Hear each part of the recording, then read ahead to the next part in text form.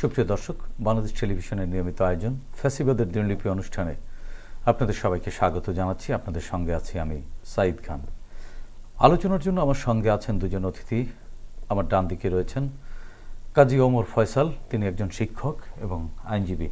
এছাড়াও আমার সাথে আরেকজন অতিথি রয়েছেন, সিনিয়র সাংবাদিক আফাজউদ্দিন বিপ্লব। দর্শক, দুজন অতিথির মুখ থেকে ফ্যাসিবাদ নিয়ে শুনব। কোনো শাসক যখন জনগণের মৌলিক অধিকার কেড়ে নেয় তখনই ঘটে গণবিপ্লব। ৬৯, ৯০ এবং ২৪-এর অভ্যুত্থান তাই বলে। ফেরাউন, হিটলার, মুসোলিনি, স্ট্যালিন, ইদি আমিন, শেখ মুজিব, শেখ হাসিনা এবং সাম্প্রতিক সময়ের বাশার আল আসাদ পৃথিবীর ইতিহাসে অত্যাচারের প্রকৃষ্ট উদাহরণ। মানবজাতির ক্যালেন্ডারের পাতাকে রক্তাক্ত করা দেশ বিদেশের এই শাসকরা জেনে গেছেন অত্যাচারের ফলাফল কি হয়।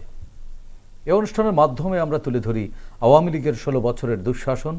বিভিন্ন আলোচনার মাধ্যমে আমরা চিহ্নিত করব গত সরকারের স্বৈরাচারী ও ফ্যাসিবাদী নীতির ধরন। এর মাধ্যমে আমরা খুঁজে বের করবার চেষ্টা করব নাগরিক অধিকার নিশ্চিতের পথ, যাতে ভবিষ্যতে আর কোনো শাসক নাগরিক স্বাধীনতাকে লঙ্ঘনের সাহস না পায়। দর্শক, আজ ১০ ফেব্রুয়ারি ২০২৫। গত ১৬ বছরের শুধুমাত্র এই দিনটিতে কি কি ঘটেছিল, অতিথিদের সঙ্গে আলোচনার আগে বিভিন্ন গণমাধ্যম থেকে সংগৃহীত কিছু সংবাদের শিরোনাম দেখে আসি। ২০১১ বাজার নিয়ন্ত্রণের বাইরে, বিশ্ববাজারে চালের দাম কমলেও দেশে বাড়ছেই। ২০১৩ স্বরাষ্ট্রমন্ত্রীর বিরুদ্ধে যুদ্ধাপরাধের মামলা হলে আমি সাক্ষ্য দেব, বঙ্গবীর কাদের সিদ্দিকী। ২০১৪ বাংলাদেশ সরকার রক্তাক্ত গোপন যুদ্ধে লিপ্ত, টবি ক্যাটম্যান। ২০১৫ এক বছরে খেলাপি ঋণ বেড়েছে ৯,৫০০ কোটি টাকা। ২০১৬ চাল গম কিনে ৮০০ কোটি টাকা গচ্ছা, টিআর কাবিখার খাদ্য নিয়ে সাংসদের আপত্তি, নগদ টাকা চান। রাজশাহীর ছাত্রলীগের মারপিটে পুলিশ কনস্টেবল আহত।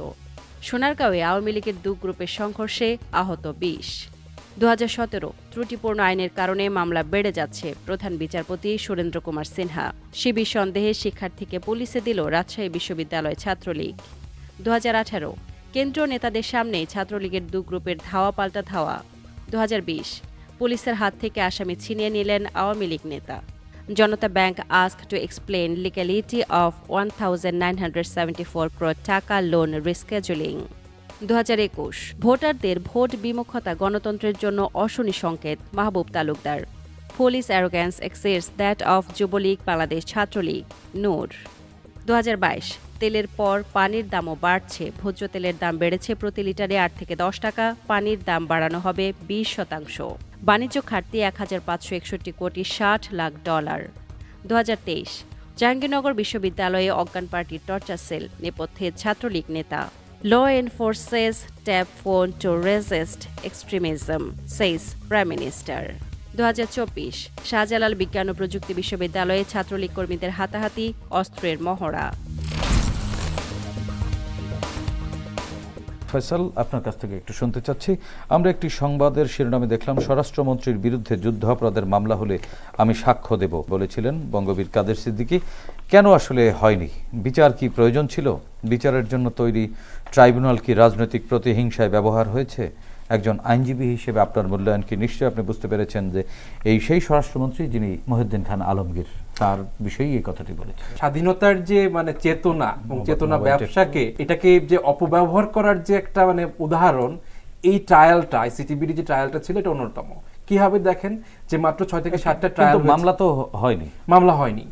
মামলা হয়নি, এটা যে রাজনৈতিকভাবে ব্যবহার করা হয়েছে, যে জন্য হয়তো যে আমরা অপরাধীদের নাম জানি, যে অ্যাকিউজদের নাম জানি, তাদের মামলাটা গিয়েছে, কিন্তু যারা অন্যান্য যারা ছিলেন তাদের মামলা হয়নি। কেন হয়নি? বিকজ তাদের সাথে আওয়ামী লীগ সংশ্লিষ্টতা ছিল।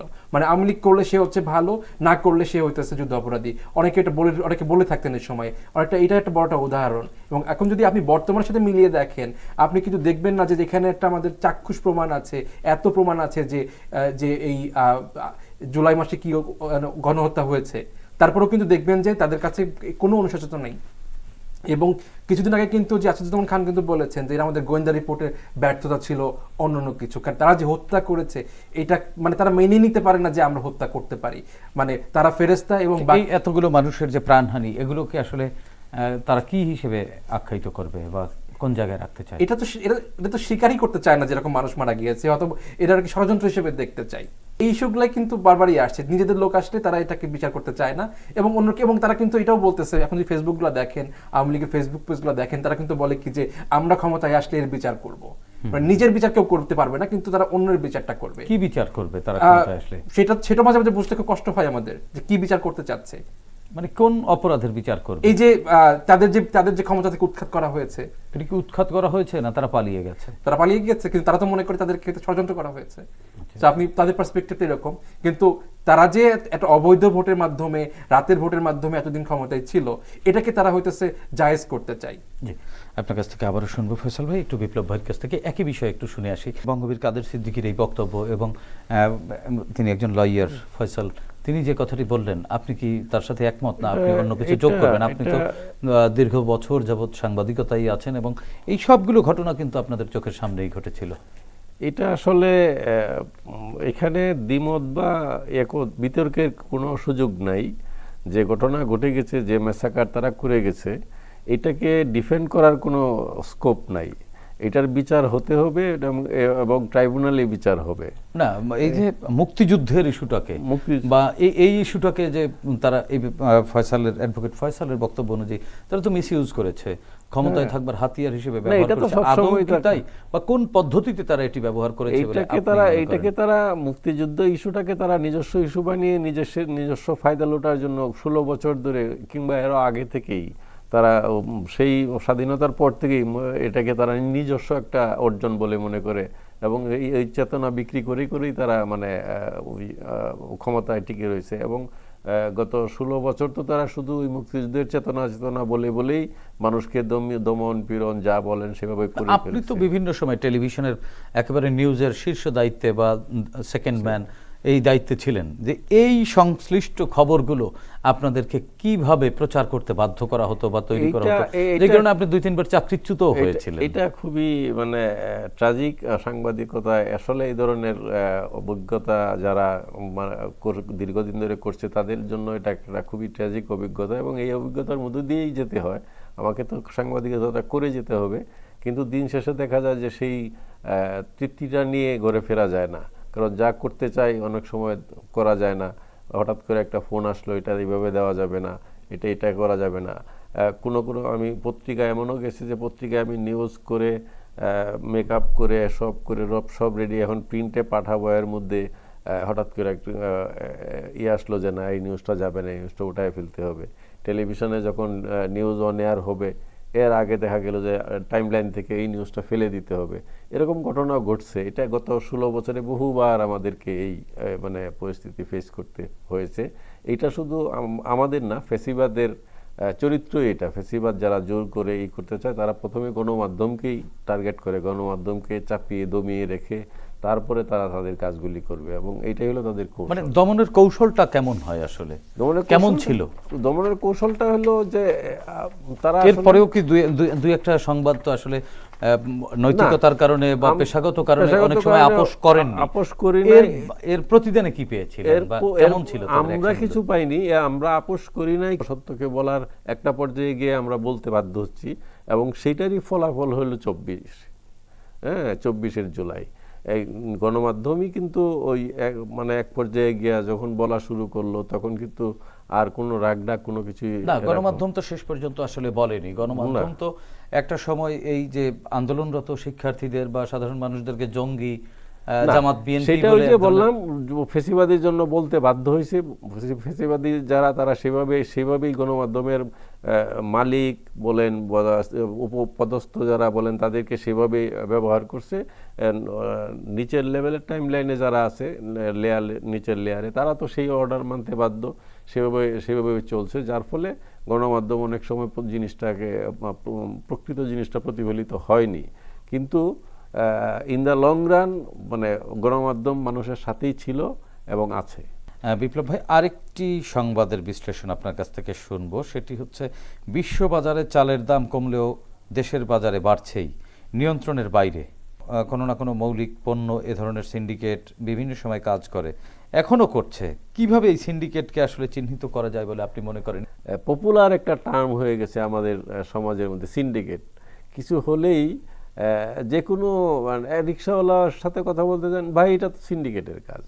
আপনি চায়ের দোকানে যান, চিনির দাম বাড়ছে, চায়ের দাম বাড়ছে কেন, ভাই সিন্ডিকেট বাড়িয়ে দিয়েছে। একটা অসাধু চক্র, তারা তাদের স্বার্থ হাসিলের জন্য এই ধরেন যে এই জিনিসপত্রের দাম বিভিন্নভাবে বিভিন্ন স্তরে বাড়িয়ে থাকে। এবং এটার মধ্যে সবচেয়ে বড় এটা হলো মজুদদারি করে, এবং এই চক্রটি তো আসলে ক্ষমতার বলয়ে বেড়ে ওঠে। এবং এইটা সবচেয়ে বেশি গত 16 বছরে সবচেয়ে বেশি ফুলে ফেঁপে উঠেছে এই সিন্ডিকেট চক্রটা, যেটা মজুদদারি চক্র। এবং এই যে চালের দামের কথা বলছেন, চালের দাম কেন বাড়বে? আমি একটা ডেটা আপনাকে বলতে পারি। আমার দেশে চালের চাহিদা হলো 3,70,00,000 থেকে 3,90,00,000 টন পর্যন্ত, কিন্তু আমার উৎপাদন আছে 4,20,00,000। তাহলে আমার উৎপাদন মানে আমার তো সারপ্লাস, আমার তো উদ্ধৃত থাকার কথা 40,00,000 মেট্রিক টন। তারপর চালের সংকট কেন হবে, চালের দাম কেন বাড়বে? এইটা অনুসন্ধান করতে গিয়ে বিভিন্ন অনুসন্ধানী সাংবাদিকরা অনুসন্ধান করতে গিয়ে দেখছেন যে তারা এই দামটা বাড়াচ্ছে আসলে মধ্যস্বত্বভোগী এবং মিলাররা। এবং বিগত ফ্যাসিস্ট সরকারের আমলে 16 বছরে বিভিন্ন মিলাররা তারা এই কাজটা করেছে খুব মানে ক্ষমতার একেবারে খুব কাছে থেকে, এবং তাদেরকে একটা অংশ দিয়ে সেইভাবেই তারা করেছে। এবং একজন মিলার গত আওয়ামী লীগের আমলে একজন মিলারের কাছেই দেখা গেছে যে 5 লক্ষ টন চাল মজুত রয়েছে নওগাঁয়। তো এইরকম যদি হয় তাহলে তো আপনার দাম তো বাড়বেই, যদি সে মজুত করে রাখে এবং সময় মতো না ছাড়ে, দামটা যাতে বাড়ে। এটা করে কি চালের মিলার এবং পাইকারি ব্যবসায়ী, খুচরা ব্যবসায়ী, এই চক্রটা মিলেই এই চালের দামটা বাড়িয়ে দেয়। এদের কাছে মানুষের দুঃখ দুর্দশা, এটি তাহলে রাষ্ট্র এটি কি চাইলে ভাঙতে পারে না? রাষ্ট্র চাইলে ভাঙতে পারে। রাষ্ট্র যদি এটা মানে সাথে হয়ে যায়, রাষ্ট্র যদি এটার অংশ হয়ে যায়, গত 16 বছর যেটা হয়েছে, এটা তো রাষ্ট্রের অংশ, মানে রাষ্ট্রই চক্রের অংশ হয়ে গেছে। খাদ্যমন্ত্রী সাধন মজুমদার বলে নাই যে সিন্ডিকেট তো আমরা ভাঙতে পারবো না, সিন্ডিকেট খুব কঠিন জিনিস। কিন্তু তিনি নিজেও তো চাল কলের মালিক, সমিতির সভাপতি ছিলেন। কিন্তু এই তো তিনি নিজেই যখন, আমি বললাম যে রাষ্ট্রই যখন এটার অংশ হয়ে যায়, তখন সেটার দাম কিভাবে কমাবেন? আলুর দাম কমে নাই, কারণ টিপু মুন্সির ছিল বাণিজ্য মন্ত্রী, তার ভাইয়ের আলু মানে কোল্ড স্টোরেজ আছে, সেখানে আলু আছে, সেই আলু বেশি দামে বিক্রি করবে, একাধিক কোল্ড স্টোরেজ আছে, তাহলে আলুর দাম কীভাবে কমবে? এরকম বলেন। এর সাথে যোগ হচ্ছে আপনার কর্পোরেট হাউসগুলি সরকারের সাথে একটা বিগ আন্ডারস্ট্যান্ডিংয়ের মধ্য দিয়ে চলে। এবং এই কর্পোরেট হাউসগুলি ধরেন যে এই দামগুলি নিয়ন্ত্রণ করে পাইকারি এবং বড় বড় ব্যবসায়ীদের সাথে মিলে। আপনি যে চাল বাজারে খোলা চাল পাবেন 78 থেকে 70 টাকা, এটি আবার কর্পোরেট প্রতিষ্ঠান বিভিন্ন নাম না বলে তারা প্যাকেটজাত করে এগুলি আবার না 10 টাকা না, 15 থেকে 20 টাকা বাড়ে, 100 টাকা, 99 টাকা কেজি। যেটা আপনার 78 টাকা কেজি খোলা, সেটা 99 টাকা কেজি প্যাকেটজাত। তো এরকমভাবে সব ক্ষেত্রেই ওই কর্পোরেট ব্যবসায়ী বলেন, পাইকারি ব্যবসায়ী বলেন, খুচরা ব্যবসায়ী বলেন, একটা চক্রের মধ্য দিয়ে এই দামটা আসে এবং সবশেষে গিয়ে ভোক্তা পর্যায়ে এটা ক্ষমতার বলেই বেড়ে ওঠে। এটাকে ভাঙতে হলে আপনাকে সেই সদিচ্ছা লাগবে, এবং সেটা ভাঙতে গেলে সেই এরকম জনসমর্থন লাগবে, যে ভাঙতে যাবে তার সেরকম পিছুটান যাতে না থাকে, সেই দিক থেকে যদি চিন্তা করে যায়, আপোষ করার মানসিকতা পরিহার করে যদি চায়, তাহলে পরে পাবে। ফয়সাল ভাই, একই বিষয় আপনার কাছে জানতে চাই যে বিপ্লব ভাই যে অত্যন্ত স্বচ্ছ একটি ধারণা দিলেন যে আসলে সিন্ডিকেটটা কেমন, কোন বলয়ে বেড়ে ওঠে, কিভাবে সিন্ডিকেটটা ফর্ম করে, সেটি আমরা শুনলাম। বর্তমানে তো আসলে ওইরকম কোনো প্রভাবশালীরা রাষ্ট্র ক্ষমতায় নেই। বর্তমান সরকারের উপদেষ্টারা তাহলে কেন বলছেন যে সিন্ডিকেট ভাঙা অনেক কঠিন, এটি তারা পারছেন না? আমি এটা জাতীয় সমস্যা হিসেবে দেখতে চাই, এবং আমি এটা মনে করি যে বর্তমান যে অন্তর্বর্তীকালীন সরকার আছে, এই সরকার যদি এটাকে ভালোভাবে যদি মানে ট্যাকেল না করতে পারে, এই সরকারকে জনপ্রিয়তা কমার জন্য তোমার কারণ হবে। সামনে রোজা আসছে, এই বিষয়ে আরও সমস্যা হতে পারে। তো এই ক্ষেত্রে সমস্যা জাতীয় সমস্যা হিসেবে দেখতে পারি যে হয়তো একটা সমস্যা, একটা নেটওয়ার্ক সেট আপ হয়েছে, এখন বাকিরা হয়তো ওইটাই চালিয়ে ওই যাচ্ছে। নেটওয়ার্ক যাদের উপরে ভর করে ওই নেটওয়ার্ক সেট হয়েছে লাস্ট 16 ইয়ার্সে, যে বিপ্লব ভাই যেটি বললেন যে ক্ষমতার বলয় থেকেই তারা এইটি ফর্ম করেছে বা রোল করেছে। তো এখন তো সেই ক্ষমতাসীনরা নাই, তাহলে এখন কেন সেই সিন্ডিকেটটি আমরা হয়তো ভাঙতে তারা পারছি না? অদৃশ্যভাবে চালাচ্ছে। এটা বিষয়ে গবেষণা হওয়া উচিত যে কেন চলছে না। আমাদের বাংলাদেশের রাষ্ট্র তো আসলে পলিসি মেকিংটা হচ্ছে কিভাবে চলে। আমরা কি বছরের পর বছর গবেষণাই করতে থাকবো? এই আমরা তো সাধারণ মানুষগুলো গবেষণা তো হয়নি। গবেষণা রিপোর্ট তো আমরা যদি গবেষণা রিপোর্ট যদি ঠিকমতো গবেষণা করতে পারতাম, আমাদের যদি সরকারি বেসরকারি যে গবেষণা প্রতিষ্ঠানগুলো যদি দেওয়া হতো। আমেরিকাতে দেখেন ওদের কিন্তু প্রচুর গবেষণা, ইউনিভার্সিটিগুলো কিন্তু অনেক রিসার্চ করে এবং রাষ্ট্র পরিচালনায় কিন্তু রিসার্চগুলো ব্যবহার করা হয়। আমাদের ইউনিভার্সিটিগুলো কি করছে? না, সেটি গবেষণার বিষয়। যেমন আফাজউদ্দিন বিপ্লব ভাই একটি সংবাদের বা একটি ডাটা তিনি দিলেন যে একজন ব্যবসায়ীর কাছে 5 লক্ষ টনেরও বেশি মজুদ রয়েছে। এটি নিয়ে আর কি গবেষণা করা? এটি তো এখন এনফোর্স করার বিষয়। এটা হয়তো যখন আমি একটা ইনফরমেশন এক জায়গায় পাবো, এটা একটা ইনফরমেশন ডেটা, এটা যখন আমি কনসিস্টেন্টলি পাবো তখন আমার পলিসি ঠিক করতে সুবিধা হবে, তখন আমার আইন প্রণয়ন করতে সুবিধা হবে। আমি যখন দেখবো যে একটা উদাহরণ আমি আমি সিঙ্গেলি একটা সমস্যা যদি সমাধান করি, সেটা হয়তো একটা সমস্যার সমাধান হচ্ছে, কিন্তু ফুল সমস্যা তো সমাধান হচ্ছে না। পুরো সমস্যা তো আপনি একদিনে সমাধান করতেও পারবেন না। এই জন্যই আমার যেমন মনে করেন এই চাল তো আসলে নিত্য প্রয়োজন, বিশেষ করে যারা একটু তৃণমূলের মানুষ বা নিম্ন আয়ের মানুষ বা মধ্যবিত্ত যারা রয়েছে, তাদের তো নাভিশ্বাস উঠে যায় এই বিষয়টাই। সুতরাং একটা একটা করে যদি সমস্যা আইডেন্টিফাই করে সমাধানের জন্য উদ্যোগ নেওয়া হয়, সেক্ষেত্রে তো সেটি অনেক কঠিন কাজ বলে মনে হয় না। আমার আরেকটা যেটা যে সম্প্রতি একটা কিন্তু টেন্ডেন্সি দেখা যাচ্ছে, এটা হচ্ছে আপ মানে ডাউন টু আপ পলিসি, যেটা এখন কিন্তু ক্রেতারা কিন্তু অনেক ক্ষেত্রে অনেক কিছু, যেমন ডিমের দাম বাড়লে ক্রেতারা হচ্ছে অনেক কিছু হতে বয়কট করছে। কিন্তু চাল তো বয়কট করা যাবে না। তো হয়তো আমার মানে একটা টেন্ডেন্সি কিন্তু আছে যে আমার চালের দাম বাড়লো অথবা বাড়তে পারে, আমি নিজেরা ক্রেতারা এগুলো কি হচ্ছে মজুত করে রাখতেছে, এর ফলে কিন্তু দাম কিন্তু কমছে না। তো আমি এক্ষেত্রে দুই ক্ষেত্রে দেখার সুযোগ আছে, এবং এই ক্ষেত্রে আমার পেছনে কারা আছে এটাকে মনে হয় একটু মানে আরো কিছুটা অবজেক্টিভ ভাবে দেখা উচিত। কারণ হয়তো এটা কি আমি পলিটিক্যাল সমস্যা দেখবো নাকি এটা হচ্ছে পলিটিক্যালি ইনফ্লুয়েন্স সমস্যা দেখবো, সংকট দেখবো। এটা আমি নৈতিকতা সমস্যা দেখতে এটা বেশি আগ্রহী। বিপ্লব ভাই, আপনিও কি মনে করেন এটি নিয়ে আসলে এটা গবেষণার চেয়ে আমার কাছে মনে হয় যে বর্তমান সরকার কেন পারছে না, এটার একটা খুবই সহজ উত্তর। বর্তমান সরকার তো একটা বিপ্লবোত্তর সরকার, তার তো নিজস্ব কোনো প্রশাসন উইং নেই। এখন যারা আছে, যাদেরকে দিয়ে তারা কাজ করাবে, তারা তো সেই গত 16 বছরে ফেসিবাদের শাসন আমলে নিয়োগ পাওয়া সব লোকজনই, তাদেরকে দিয়ে এই সিন্ডিকেট ভাঙাটা তো নিজেদের দোষ তো নিজেরা বের করবে না। তো অতএব এই সরকার কিন্তু বুঝতেছে, দেখতেছে যে এখানে এই সমস্যা আছে, বলছে করো, কিন্তু তারা যাদেরকে বলছে তারা মনে করেন যে ওই যাচ্ছি, যাই করছি এরকম। তারাও বলছে যে হ্যাঁ সমস্যা আছে, ঠিক আছে, এটা সমাধান করা হবে, এই করেই ধরেন যে সময় পার করে দিচ্ছে। 6-7 মাস পার হয়ে গেছে, সংকট কাটে। জি ফয়সাল ভাই, আপনার কাছে আরেকটি বিষয়ে আলোচনা শুনবো, সেটি হচ্ছে ঋণ খেলাপি বেড়েই যাচ্ছে প্রতি বছর, প্রতিকার করা যাচ্ছে না কেন? আগের ঋণ খেলাপিদের আইনের আওতায় আনা হয়নি বলেই কি এত ঋণ খেলাপি দিন দিন বাড়ছে? না, এর মধ্যে আসলে এই ঋণ খেলাপিরা ভিন্ন কায়দায় আইনের আশ্রয় ওই সুযোগটিও ব্যবহার করছে।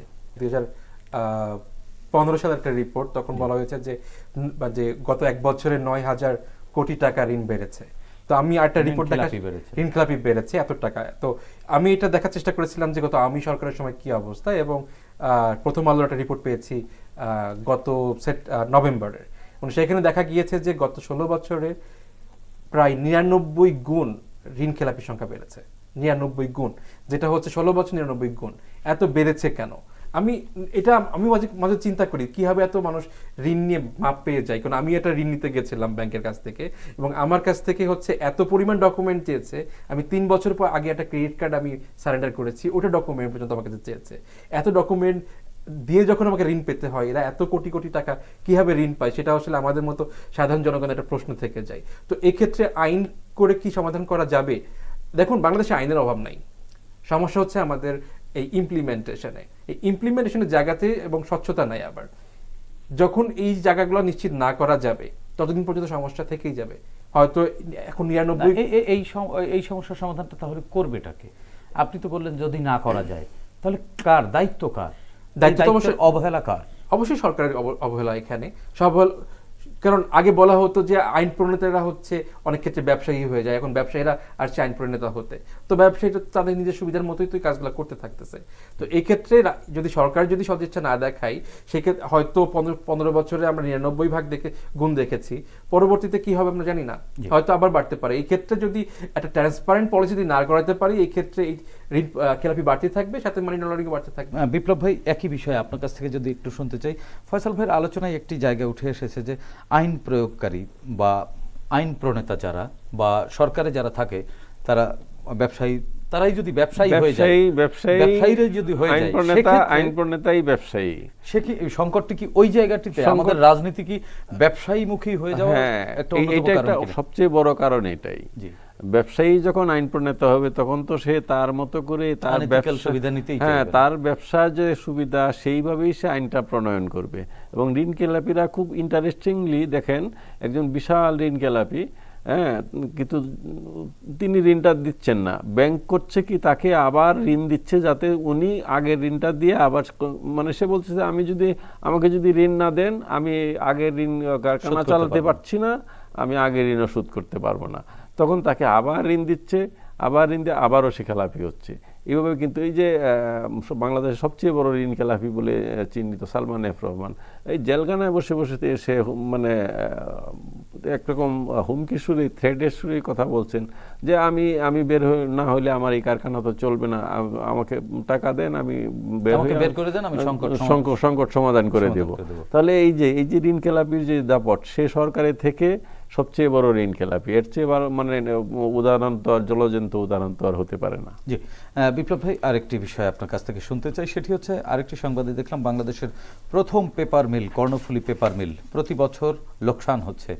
দেশে প্রতিনিয়তই কিন্তু কাগজের চাহিদা বাড়ছে, আমাদের সভ্যতার বিকাশের সাথে সাথে কাগজের চাহিদা বাড়ছে, কিন্তু তারপরেও রাষ্ট্রায়ত্ত এই প্রতিষ্ঠান লোকসানের মধ্যে কেন বছরের পর? কাগজের চাহিদা বাড়ছে, কাগজের দাম বাড়ছে। এখন গত 1 বছরে কাগজের দাম দ্বিগুণ বাড়ছে। কাগজের দামের জন্য এখন বই কিনতে গেলে বইয়ের দামও দ্বিগুণ বেড়ে গেছে।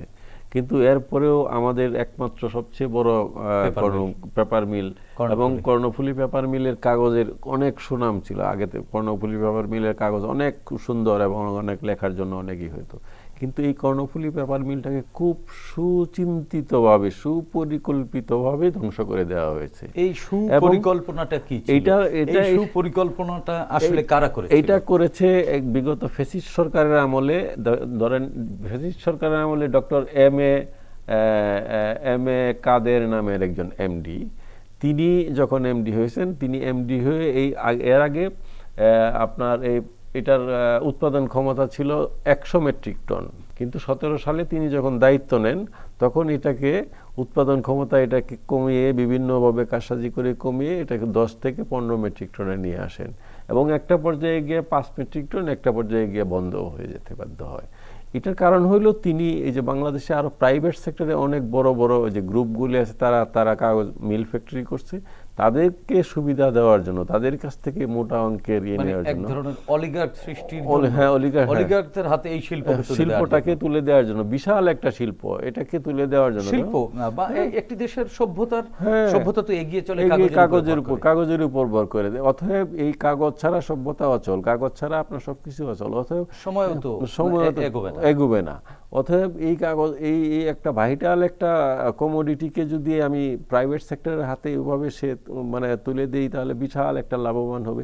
এটা শুধু যে এমডি তার একার কাজ না, এটা ওই সেক্টরের পৃষ্ঠপোষকতায়, এই ফ্যাসিবাদের সময়ে যারা এই লুটপাট করেছে তাদের পৃষ্ঠপোষকতায় এই রাষ্ট্রীয় প্রতিষ্ঠানটি ধ্বংস হয়েছে এবং এই প্রাইভেট বিভিন্ন প্রতিষ্ঠানকে ফুলে ফেপে উঠছে। অ্যাডভোকেট ফয়সাল, আপনিও কি তাই মনে করেন?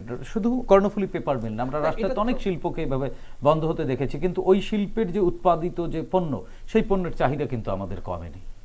এটা হচ্ছে অবাক করা বিষয়। আরেকটা জায়গা দেখতে পারেন, আমাদের রেলওয়ে এবং আমাদের যে ট্রান্সপোর্ট, যে পাবলিক ট্রান্সপোর্টগুলো আছে, প্রাইভেট ট্রান্সপোর্টটা আছে, রেলওয়েতে বাংলাদেশে এত চাহিদা, আপনি কোনো সময় যে রেলগুলো খালি পাবেন না, কিন্তু রেলওয়েগুলোতে লস যাচ্ছে বছর পর বছর। অথবা দেখা যাচ্ছে যে কক্সবাজারে যে আমাদের রেলটা ছিল সেটা সামহাও প্রাইভেট বাস ওনারদের জন্য বন্ধ করতে হয়েছে মাঝে মাঝে। অলিগার্কদের সাথে রাষ্ট্রের যারা পলিসি মেক করবেন তাদের এবং আতাত বা অসততার কারণে এগেইন ল মেকার এন্ড বিজনেসম্যানদের যে মানে যে আবার সেই আমাদের ঘুরে ফিরে syndicate। সিন্ডিকেট, যেটা এটাই হচ্ছে আমাদের সমস্যা হচ্ছে। 15-16 বছর এই ফ্যাসিস্ট গভর্নমেন্ট আসলে আমাদেরকে পলিটিক্সটাকে এত বাজেভাবে মানে আমাদেরকে সামনে উপস্থাপন করেছে, এই পলিটিক্স শুনলে এটা নেগেটিভ একটা সেন্টিমেন্ট আসে আসলে আমাদের। কিন্তু তারপরেও আমাদের তো এই নেগেটিভ সেন্টিমেন্ট ভেঙে পজিটিভ অ্যাপ্রোচে যেতেই হবে। মানে এক্ষেত্রে পলিটিক্স সম্পর্কে একটা ভালো একটা ধারণা স্থাপন করতে হবে, যেটা হচ্ছে আমাদের সামনের গভর্নমেন্টের বড় চ্যালেঞ্জ। একটি সংবাদে দেখলাম আমরা ত্রুটিপূর্ণ আইনের কারণে মামলা বেড়ে যাচ্ছে। প্রধান বিচারপতি বলেছেন আইন কিভাবে ত্রুটিপূর্ণ হয়, না এটির প্রয়োগে ত্রুটি থাকে না গাফিলতি থাকে। আইন ত্রুটিপূর্ণ হতে পারে, তবে সবচেয়ে বড় সমস্যা হচ্ছে যে প্রয়োগটা নিয়ে। কারণ একটা আইন করলে যদি আপনি প্রয়োগটাকে যদি আপনি সমস্যাপূর্ণ করে রাখেন, সেক্ষেত্রে সমস্যা হবে। আপনি যদি ওই রিপোর্টটা দেখেন, ওইখানে কিন্তু এসকে সিনহা দুইটা কথা বলেছেন। এটা এসকে সিনহার বক্তব্য ছিল, জাস্টিস এসকে সিনহা। উনি কিন্তু বলেছেন নাম্বার 1 ত্রুটিপূর্ণ আইন, পরে হচ্ছে রাজনৈতিক হস্তক্ষেপ। এই দুইটা মিলে সমস্যা। এই দুইটার জন্য কিন্তু ওনার মতে হচ্ছে যে এই আইনগুলো ঠিকমতো প্রয়োগ হতে পারছে না। এবং উনি যে আইনটা দেখিয়েছিলেন, উনি একটা আইন দেখিয়েছিলেন হচ্ছে ইউপি ইলেকশন সম্পর্কিত একটা আইন, যেটাকে বলছেন যে এই কারণে হচ্ছে।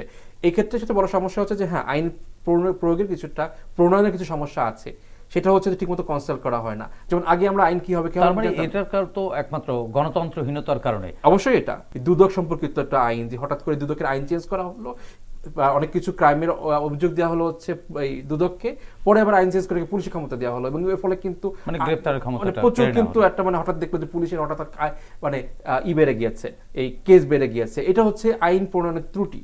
এবং এই জন্য সব সমস্যা দুইটা, একটা হচ্ছে যে এই আইনগুলোকে যথাযথ জনগণের কাছে নিয়ে যাওয়া হয় না, আইন এটা ড্রাফট করে জনগণের কাছে নিয়ে যাওয়া হয় না। এখন হয়তো নিয়ে যাওয়া হইতেছে। রিসেন্টলি একটা আইন হয়েছে যে হাইকোর্টের যে আইন, বিচারক যে নিয়োগের যে আইনটা হয়েছে, এটা কিন্তু ড্রাফট যখন আসলো তখন কিন্তু খুব ক্রিটিসাইজ করার সুযোগ ছিল। চেঞ্জ হয়েছে কিনা জানি না, বাট সুযোগটা ছিল। কিন্তু গত 16 বছরে কোনো সুযোগ এই সুযোগটা খুবই কম পেয়েছি আমরা। এই কারণেই আসলে এবং আর্টিকেল 17 আমি আওয়ামী লীগ হলে আওয়ামী লীগ যে আইনটা নিয়ে আসবে সেটা আমি পাস করব, না হলে আমি এমপি না, অথবা বিএনপি হলে। তো এই ইস্যুটা ছিল। এবং এই আর্টিকেল আমাদের যে রিসেন্টলি যে কনস্টিটিউশন রিফর্ম যে কমিশন যে রিপোর্ট দিয়েছে, সেটাতে কিন্তু আর্টিকেল 70 কিন্তু রিফর্মের কথা বলা হয়েছে। এবং এটা যদি চেঞ্জ হয়, আমার যদি আদালতে, আমার যদি সংসদে যদি আমার আইন সম্পর্কে আলোচনার সুযোগ থাকে, এই সমস্যাটা অনেক কমে যাবে। জি, আপনিও কি অ্যাডভোকেট ফয়সালের সাথে একমত কিনা, বা আপনার কোনো আমার যেটা, আমি ওনার সাথে একমত। আইন প্রণয়ন করবে তো জনগণের জন্য, যারা জনগণ দ্বারা নির্বাচিত তারাই তো আইন প্রণয়ন করবে। গত 16 বছরে তো আমরা জনগণ দ্বারা নির্বাচিত কোনো প্রতিনিধি পাই নাই, বা পাঠানোর সুযোগ পাই নাই। হয় বিনা ভোটে, অথবা রাতের ভোটে, অথবা ডামি ভোটে তারা নির্বাচিত হয়ে গিয়ে তারা তাদের মতো করে আইন বানিয়েছেন। তারা কোনো জনগণের সাথেও কনসাল্ট করেননি, সংসদেও এটা নিয়ে আলোচনা করেননি। মনে হলো একটা আইন ড্রাফট করে নিয়ে গেল মন্ত্রণালয়, তারপরে স্পিকার সামনে উঠাইলো, হ্যাঁ জয়যুক্ত হয়েছে, হ্যাঁ জয়যুক্ত হয়েছে, হ্যাঁ জয়যুক্ত, আইন পাস হয়ে গেল। সেই আইন ইমপ্লিমেন্ট করা শুরু হইলো। তো আইন তো ত্রুটিপূর্ণ থাকবেই, আর সেই ত্রুটিপূর্ণ আইন দিয়ে তো আপনি সুবিচার আশা করতে পারেন না। পরিবর্তিত এই বাংলাদেশে আপনার প্রত্যাশা এবং পরামর্শ কি? প্রথম প্রত্যাশা হলো মানুষকে একটু স্বস্তি দেওয়া, যেখানে মানুষ এখন আইন শৃঙ্খলা পরিস্থিতি, দ্রব্যমূল্য, এই সমস্ত বিষয়ে যতটুকু পারা যায় স্বস্তি দিয়ে যত দ্রুত সম্ভব নির্বাচিত একটি জনপ্রতিনিধিত্বমূলক সরকারের কাছে ক্ষমতা হস্তান্তর করুন, যারা দেশটাকে সঠিক পথে নিয়ে যেতে পারবে, সেই প্রত্যাশাই আমি করি। আপনার প্রত্যাশা কি একই বিষয়? আমি আগের পর্বে বলেছিলাম যে আমার ট্রান্সপারেন্সি দরকার। আমার সরকার ট্রান্সপারেন্সি এনশিওর করবে এবং আমাদের হিউম্যান রাইটস এনশিওর করবে। এই দুটো যদি করতে পারে, তাহলে হয়তো অনেক যে সমস্যাগুলো আমরা আগে দেখেছি, সমস্যা ছিল, এটা সমাধান হয়তো কিছুদিন আমরা এগিয়ে যেতে পারবো। জি, ধন্যবাদ অ্যাডভোকেট ফয়সাল, ধন্যবাদ আফাজউদ্দিন বিপ্লব। প্রিয় দর্শক, 36 জুলাইয়ের গণ অভ্যুত্থানের মাধ্যমে ছাত্র জনতা এ মাটির গর্ভে যে নতুন আলো প্রবেশ করিয়েছে, তা ধরে রাখবার দায়িত্ব শুধু সরকারের একার নয়, আমাদেরও। বিভিন্ন স্থানে ঘটে যাওয়া মব ভায়োলেন্স, মব জাস্টিস ফ্যাসিবাদী সংস্কৃতিরই অংশ। সুশাসনের প্রয়োজনে দীর্ঘদিনের চর্চিত এই ফ্যাসিবাদী সংস্কৃতি থেকে বেরিয়ে এসে আইনের আশ্রয় নিতে হবে আমাদের। আসুন আমরা সুনাগরিকের পরিচয় দেই, ফ্যাসিবাদকে রুখে দেই। প্রিয় দর্শক, দেখা হবে আগামী পর্বে নতুন অতিথিদের সঙ্গে। ততক্ষণ পর্যন্ত ভালো থাকুন, সুস্থ থাকুন, বাংলাদেশ টেলিভিশনের সঙ্গেই থাকুন। খোদা হাফেজ।